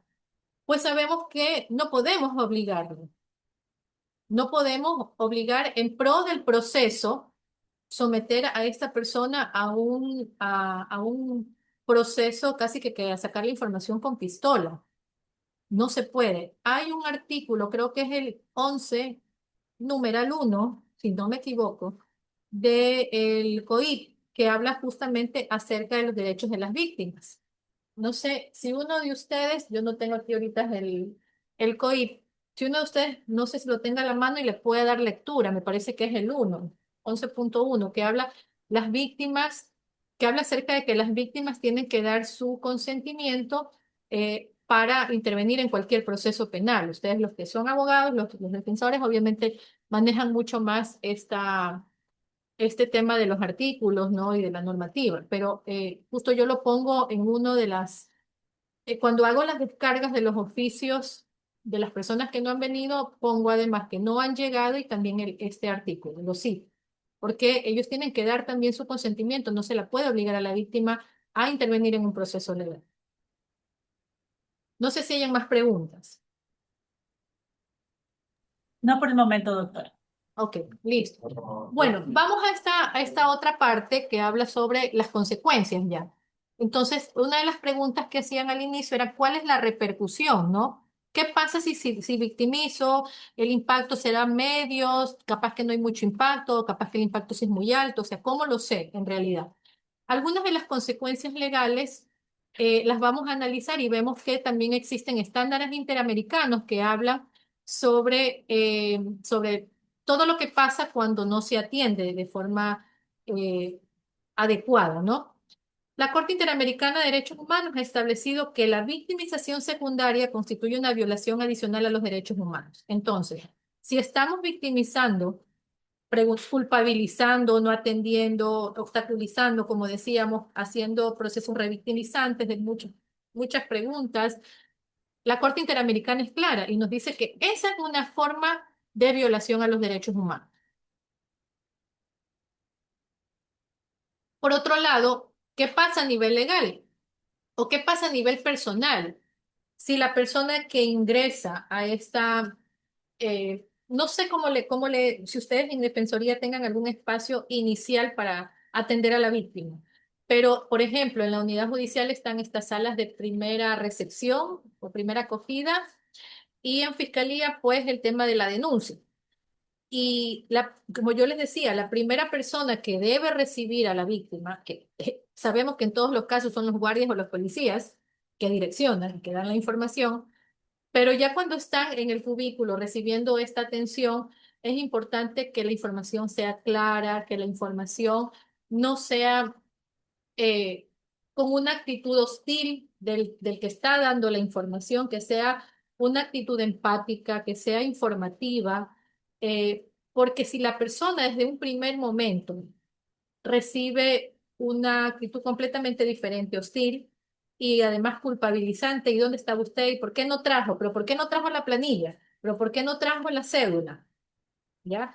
Usted sabía que tenía que venir a una institución y no traer la cédula. No es que se me perdió, ya puso la denuncia. O sea, la víctima en vez de sentirse acogida se siente a qué lugar vine. Y por lo tanto, desde esa primera entrada ya se genera una situación de desconfianza institucional con respecto a todo lo que va a venir después, con respecto a cómo me va a atender el fiscal, con respecto a cómo me va a atender el abogado que me va a defender, que es de la defensoría, o con respecto al juez, o cómo irá a terminar todo esto, ¿no? Hay una desconfianza institucional y desconfianza al respecto de todo lo que va a pasar en el proceso penal. Y al respecto de esto, Barona, Damer y Salazar dicen que el 70% de las víctimas desarrollan desconfianza hacia el sistema de justicia tras experiencias de victimización secundaria. Y algunos estudios de Colombia, México y Argentina revelan que el 65% de las víctimas abandonan el proceso judicial debido a la victimización secundaria. ¿Ya? Eso consta dentro también de aportes que realiza la Corte Interamericana de Derechos Humanos y hablan sobre esta deserción. Muchos casos que nosotros vemos, por ejemplo, de las mujeres que son víctimas de violencia de sus parejas, que viven este ciclo de violencia, no solamente desertan del caso por el ciclo, por la parte del ciclo que se encuentran, que regresan a la luna de miel, sino también por la forma como fueron recibidas, abordadas, ¿no? Que me dijeron que esto demoraba muchísimo, que, o sea, tantas cosas que se le dice a la víctima, pero usted, ¿por qué no denunció la primera vez que le pegó y viene ahorita que ya han pasado como 10 años? ¿Ya? Entonces, todo eso genera un proceso de desconfianza y también de deserción del proceso legal. Otras consecuencias legales tienen que ver como los procesos de retractación. Algunos estudios realizados en Colombia, México y Argentina, que son básicamente países que guardan realidades muy parecidas a las nuestras, revelan que el 65% de las víctimas abandonan el proceso judicial debido a la victimización secundaria. ¿Ya? O sea, el tema del abandono, el tema de la retractación.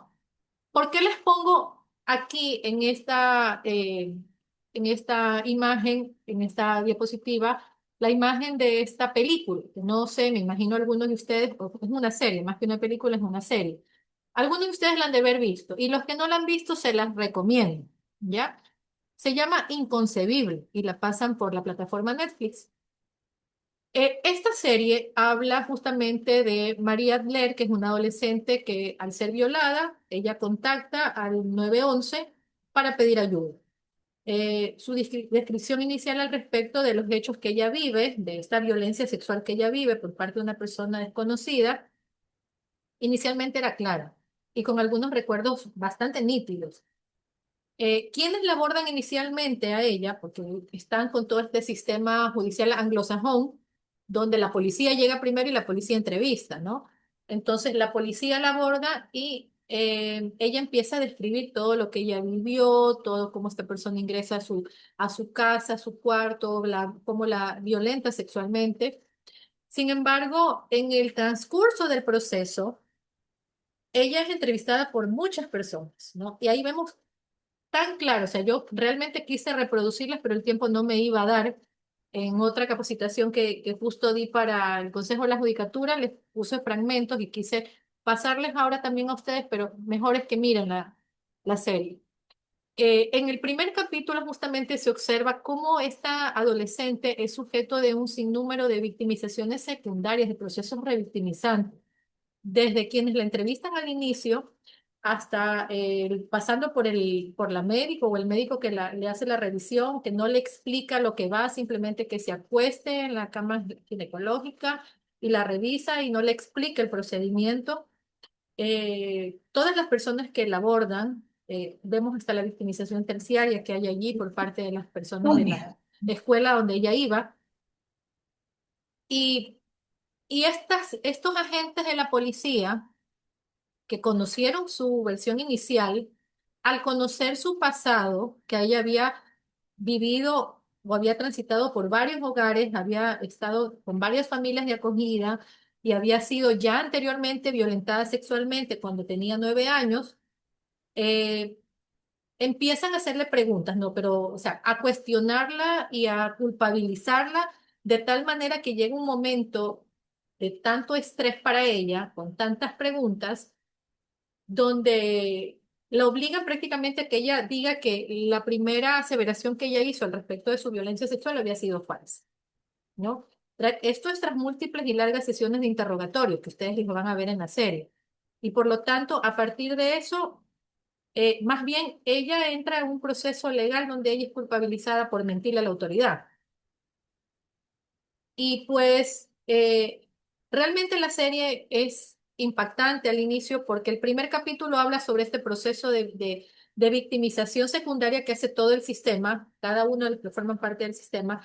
Y en el segundo capítulo, porque este era un violador en serie que actuaba en diferentes estados, vemos en cambio la contraparte, la otra forma de actuar tan funcional del sistema, tan acogiendo a las necesidades de la víctima, o sea, tan pertinente. En el segundo capítulo vemos en cambio cómo la policía de otro estado en cambio le explica, guarda respeto a sus tiempos, a sus silencios, le explica acerca de la valoración médico-legal que va a recibir, del apoyo legal, además, o sea, es como ver las dos caras de la moneda, ¿no?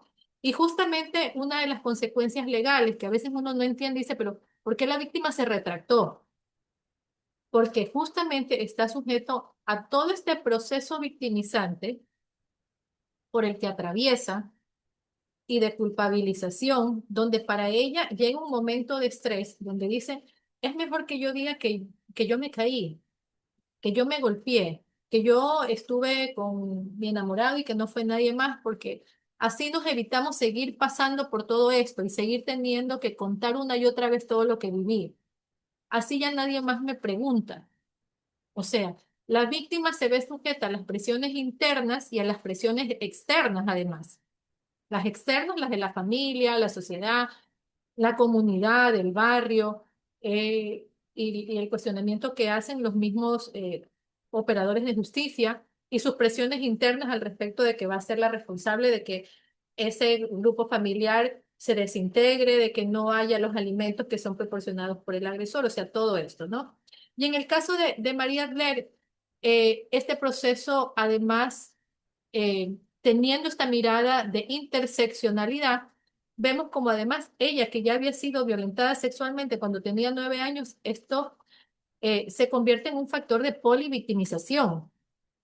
Y la polivictimización es cuando una víctima que llega a un espacio de justicia contando un hecho, ya ha sido objeto de otras violencias. Entonces es sujeto de un proceso de polivictimización. Ahora, ¿cuál es el impacto en la efectividad del sistema de justicia?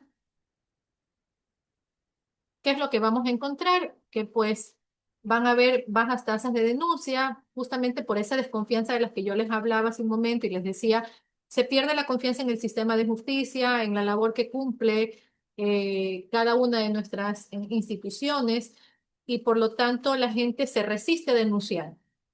Y las estadísticas que se reportan en realidad no guardan, no tienen una veracidad al respecto de la real situación, de lo que puede ocurrir. Entonces, hay mucha cifra negra, o sea, cifra oculta de gente que no denuncia. Esa es la cifra negra de que aproximadamente bordea por un 92% en delitos sexuales, de gente que no denuncia justamente por la desconfianza, por el temor a la forma de ser tratado, a cómo se dilatan los procesos. Entonces, va a haber un impacto en la efectividad del sistema de justicia. Altos niveles de impunidad, en el caso de los femicidios, más aproximadamente al 95%, y también una deficiente calidad de las decisiones judiciales por la falta de elementos, ¿no? Además, que estos procesos de victimización secundaria también no permiten una visibilización al respecto de todos los eventos por los que la víctima ha atravesado, todos los factores de vulnerabilidad y por lo tanto no se puede promover mejores prácticas de reparación integral para las víctimas.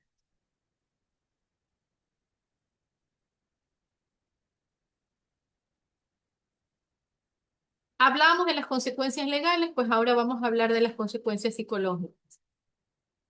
Para entender un poco las consecuencias psicológicas de la victimización secundaria, es importante también conocer algunos aspectos propios de la víctima, ¿no? Como por ejemplo, cuáles son sus características personológicas, porque también sabemos que hay muchas personas que tienden a mantener un discurso muy lastimero, muy revictimizantes de sí mismas, ¿no? Como que muy victimizantes de sí mismas también, entonces como que atacan mucho todos los sistemas a los que van y por lo tanto conocer esta historia previa de esta persona, sus propias características y la historia previa de los hechos también, del trauma. Conocer cómo esta persona tiene desarrollado estos recursos de afrontamiento y resiliencia, ¿no? Si es que tiene apoyo social o tiene una ausencia de apoyo social o si tiene mucha vulnerabilidad psicológica preexistente. Conocer cómo es la víctima nos permite a nosotros entender las consecuencias que pueden derivar, las consecuencias psicológicas que pueden derivar de estos procesos de victimización. Y entonces vamos a encontrar que una de las consecuencias va a ser la retraumatización de la que nos hablaba también Lorena Contreras dentro de la definición que ella hacía. Y que es justamente que en algunas investigaciones latinoamericanas se demuestran que entre el 60 al 80%, miren que el índice es bastante alto, entre el 60 y 80% de las víctimas experimentan retraumatización durante el proceso judicial, ¿ya? Y esta es una investigación realizada por Tapias, Morales y Chettin. ¿Qué es lo importante? Y que ustedes dirán, pero 60-80, no, no creo en realidad. Pero cuando ustedes tienen a sus usuarios y los están entrevistando o están conociendo los hechos, o cuando van a las diligencias, se darán cuenta que en ocasiones es como repetitivo ese discurso de, otras me van a preguntar. Eso yo ya le dije al doctor, eso yo ya le conté a la psicóloga. Como yo le dije al abogado, entonces, y es como que yo ya no quiero estar aquí. Algunas personas inclusive hasta lo dicen de forma directa. Yo ya no quiero venir. Yo ya estaba calmada, o las madres dicen, mi hija ha estado calmada todos estos días, pero justamente ayer que le dije que teníamos que venir a esta dependencia, se empezó a poner nerviosa, ayer ya no durmió, hoy día no quería venir, le dio ganas de vomitar, ya no quería, estaba nerviosa, se puso a llorar, o sea, como que sale de su ritmo habitual y otra vez desencadena en síntomas, ¿ya? ¿Por qué? Porque hay una reviviscencia del trauma original, el tener que contar es revivirlo. Hagan de cuenta que ustedes, yo siempre digo, cuando lo explico en audiencia y hablo acerca de la afectación y el daño, y a veces no hay daño, o sea, no se desarrolla un cuadro clínico, no siempre se desarrolla un cuadro clínico, pero sí se tiene que dejar ver que queda siempre una huella psíquica plasmada en la memoria, en la psiquis del sujeto. ¿Y cuántos de nosotros no hemos vivido un accidente de tránsito? O nos han chocado, o hemos chocado, o nos hemos pasado el rojo y alguna cosa pasó, o de pronto nos robaron, o sea, por hurto o por robo, o sea, como haya sido o si fue mucho más traumático, obviamente, que se metieron a la casa, alguna cosa. O sea, ¿cuántos de nosotros cuando contamos el hecho, otra vez de pronto no nos exacerbamos, no nos empieza, es como que volver a recordar, es como volverlo a vivir nuevamente, ¿no? Y de pronto ya no queremos pasar por ahí mismo, o cuando vemos un carro del mismo color del carro que me chocó ese día, entonces yo como que recuerdo el evento, cuando paso por esa calle recuerdo el evento y evito pasarlo. Entonces, hay una reviviscencia de ese trauma original. Se generan síntomas de estrés agudo o estrés postraumático. Hay esta exacerbación de la ansiedad, tristeza o esta labilidad emocional que va entre irritabilidad, tristeza y que puede generar en algún tipo de depresión. Dificultades para dormir, problemas con la alimentación, o se come por mucha ansiedad, o se deja de comer, o se genera algún tipo de inanición, un deterioro de la autoestima y el autoconcepto, sentimientos de culpa y vergüenza, pérdida de control y desrealización. El término de realización hace dar cuenta, perdón, a esta situación que la víctima dice, es como que si me parece que no lo hubiese vivido. Es como que si sintiera yo que esto no pasó, ¿ya? Entonces, ellos se sienten con una retraumatización que empieza a desencadenar todas estas sintomatologías.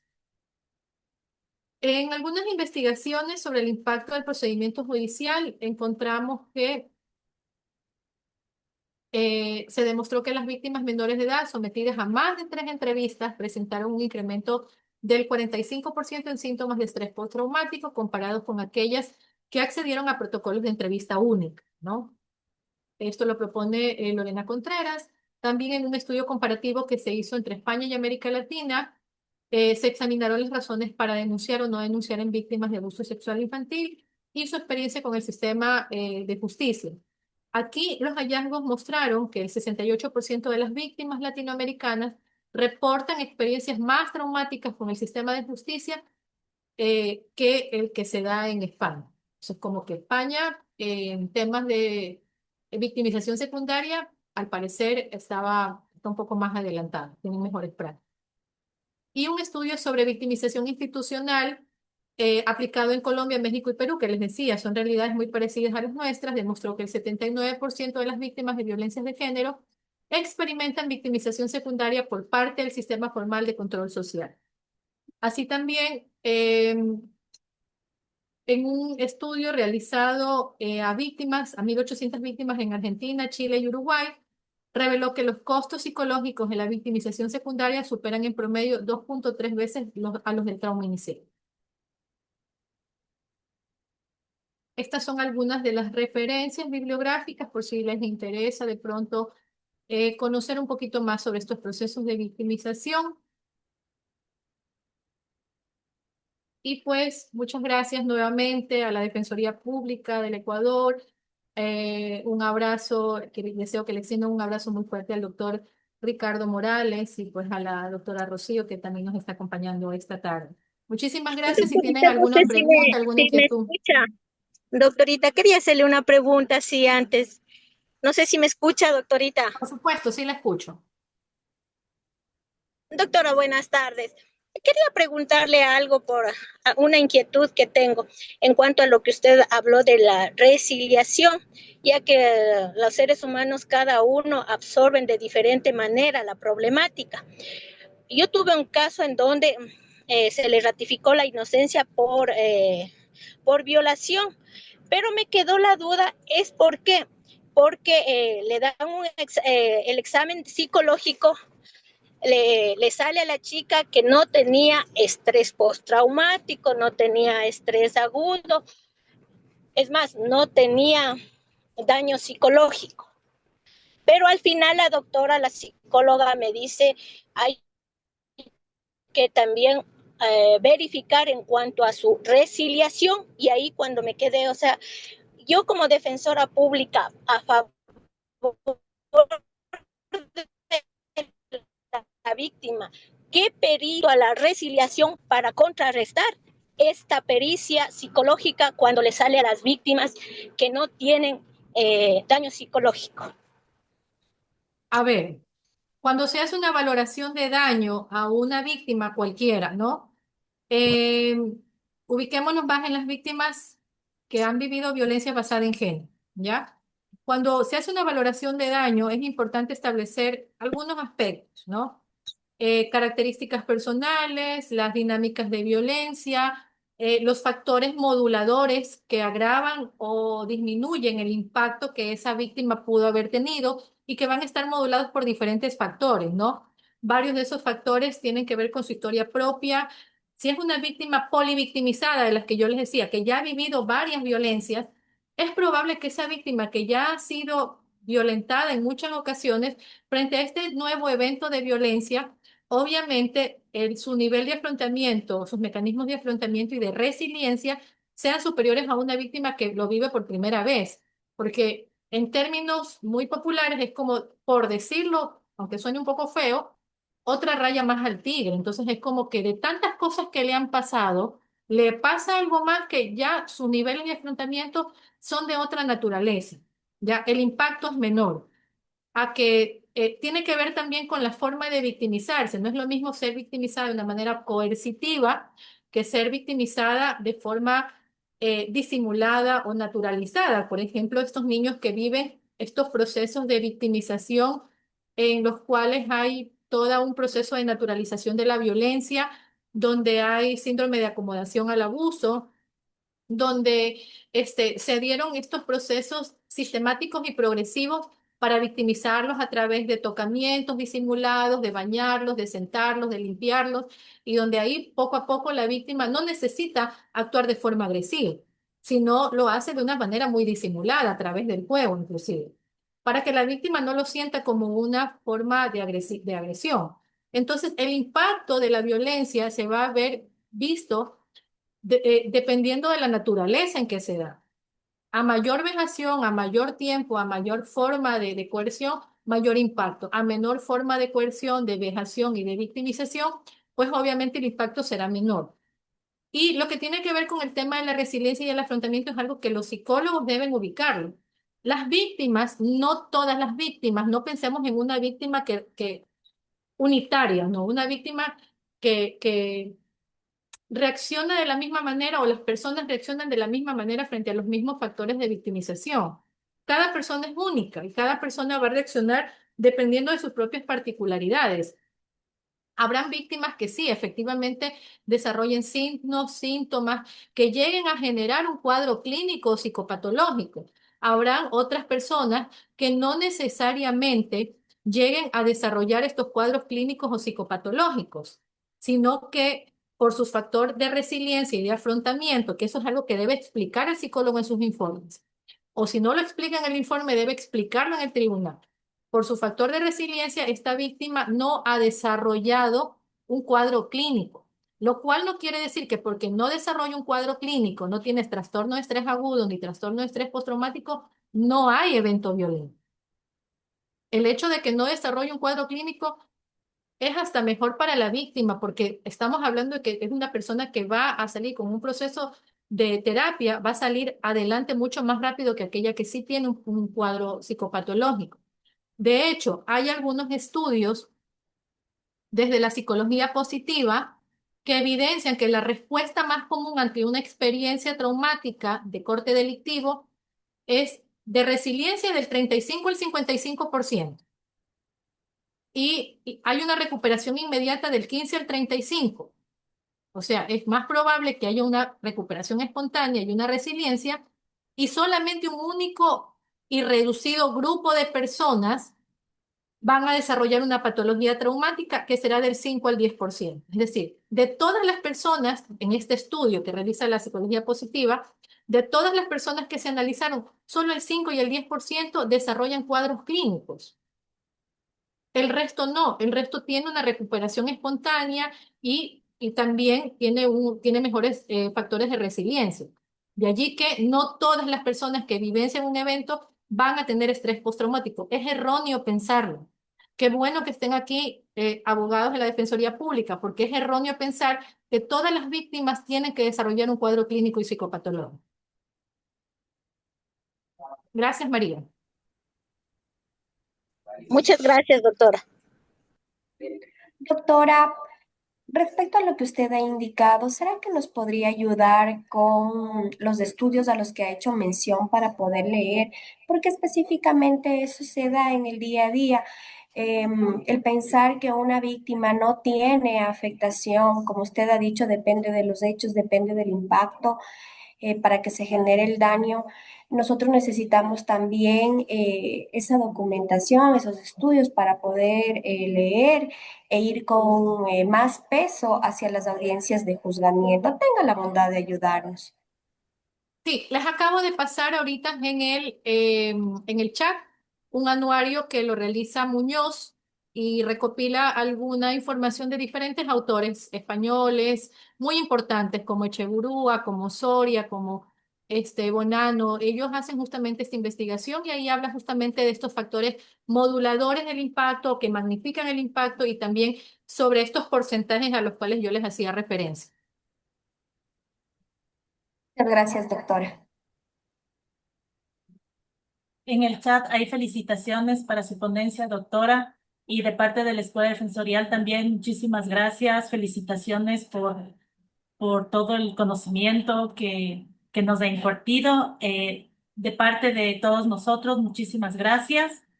Y también a nuestros asistentes les agradecemos su participación y esperamos verles en una próxima ocasión. Buena tarde con todos y todas. Muchas Muchas gracias. gracias, Que igualmente tengan con buena todo. tarde. Un Muchas gusto. gracias. Buenas tardes. Gracias. Gracias, doctora. Gracias, gracias. Buenas tardes a todos. Gracias. Gracias. Gracias.